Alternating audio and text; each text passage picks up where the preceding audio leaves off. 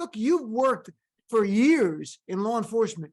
Have you ever seen a defendant charged with felonies threatening the prosecutor, the judge's wife, and the judge's daughter? And to be fair, some are threats, some are just calling them out, but we know in the real world what that means. Like the Alvin Bragg picture with Trump, that was a threat. Some of the others are more like, here's the target.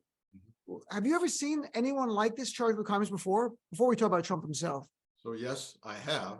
And do you know the circumstances where I've seen it before, including threats to the judge, jurors, and prosecutors and witnesses? Two different sets of cases: drug cartel cases and Italian organized crime cases. I have seen witnesses killed, jurors threatened, jurors paid off, judges and prosecutors followed home and threatened, and only in drug cartel and organized crime cases. So here we are, living out what we've known to be true for a long time, Dean, which is we're looking at essentially a criminal organization. It's remarkable for you to put that in that kind of context, and that with your experience as an FBI agent for so many years, that's where you've seen it. Now Trump is calling to defund the FBI. Have you ever heard of someone charged with felonies calling to defund the law enforcement agencies that are investigating him right now, specifically the FBI?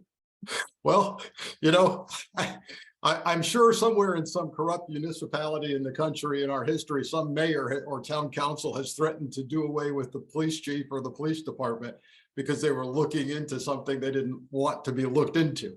But look, this is blatantly obvious to anyone looking at this, which is, yeah, when you investigate me, I suddenly become an enemy of law enforcement, and I'm not a friend anymore to law enforcement. And you can't say you're the party of law and order and justice and then say, we really don't need the premier federal law enforcement agency in the United States. It does not compute. And